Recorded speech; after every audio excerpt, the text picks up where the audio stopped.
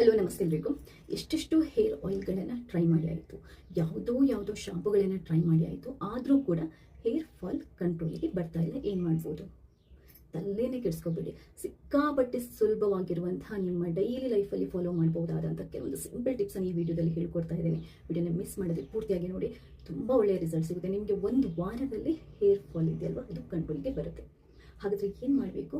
First ಕಣ್ಣು ತುಂಬ ನಿದ್ದೆ ಮಾಡಬೇಕು. ದಿನಕ್ಕೆ 7 ಗಂಟೆ ನಿದ್ದೆ ಮಾಡಬೇಕು. ನಿದ್ದೆ ಕಮ್ಮಿ ಆದರೆ ಕೂಡ ಹೇರ್ ಫಾಲ್ ಜಾಸ್ತಿ ಆಗುತ್ತೆ. ತುಂಬ ಚೆನ್ನಾಗಿ ನೀರು ಕುಡಿಬೇಕು. ಇನ್ನು ದಿನಕ್ಕೊಂದು ಲೋಟೆ ಹಾಲು, ಮಜ್ಜಿಗೆ ಅಥವಾ 1 ಬೌಲಷ್ಟು ಮೊಸರನ್ನು ನೀವು ಸೇವಿಸೋದ್ರಿಂದ ಕೂಡ ಹೇರ್ ಗ್ರೋತಿಗೆ, ಹೇರ್ ಫಾಲ್ ಕಂಟ್ರೋಲಿಗೆ ತುಂಬ ಒಳ್ಳೆಯದು. ಇದೆಲ್ಲ ಆರಾಮ್ಸೆ ಮನೆಯಲ್ಲಿ ನೀವು ಸಿಂಪಲ್ ಆಗಿ ಫಾಲೋ ಮಾಡ್ಬೋದು. ಈಗ ಒಂದು ಅತ್ಯುತ್ತಮವಾಗಿರುವಂತಹ ಮನೆಯಲ್ಲೇ ಮಾಡ್ಬೋದಾಗಿರುವಂಥ ಹೇರ್ ಆಯಿಲ್ ಬಗ್ಗೆ ಹೇಳ್ತೀನಿ. ಅದೇನು ಅಂತಂದರೆ, 1 ಚಮಚದಷ್ಟು ತೆಂಗಿನೆಣ್ಣೆ, 1 ಚಮಚದಷ್ಟು ಹರಳೆಣ್ಣೆ, ಆಮೇಲೆ 1 ಚಮಚದಷ್ಟು ಆಲಿವ್ ಆಯಿಲ್, ಎಲ್ಲ ಪ್ಯೂರ್ ಆಗಿರೋದನ್ನು, ಒಳ್ಳೆ ಕ್ವಾಲಿಟಿದನ್ನು ಬಳಸಿ.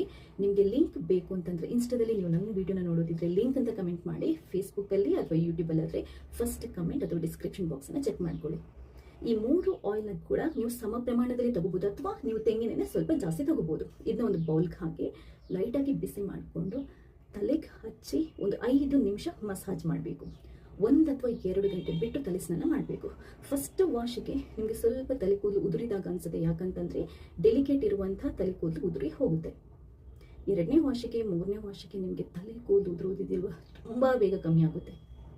ಹೇರ್ ರೂಟ್ ಸ್ಟ್ರಾಂಗ್ ಆಗುತ್ತೆ. ಹರಳೆಣ್ಣೆ ಹೇರ್ ರೂಟ್ ಸ್ಟ್ರಾಂಗ್ ಆಗಲಿಕ್ಕೆ ಹೆಲ್ಪ್ ಮಾಡುತ್ತೆ. ತೆಂಗಿನೆಣ್ಣೆ ತಲೆ ಕೂದಲಿಗೆ ಬೇಕಾಗಿರುವಂಥ ಪೋಷಕಾಂಶಗಳನ್ನು ಕೊಡುತ್ತೆ. ಆಲಿವ್ ಆಯಿಲ್ ತಲೆ ಕೂದಲನ್ನು ಸಿಲ್ಕಿ, ಸಾಫ್ಟ್ ಮತ್ತು ಶೈನ್ ಆಗೋ ಥರ ಮಾಡುತ್ತೆ. ನಾನು ತುಂಬ ಟೈಮಿಂದ ಇದನ್ನ ಫಾಲೋ ಮಾಡ್ತಾ ಇದ್ದೇನೆ.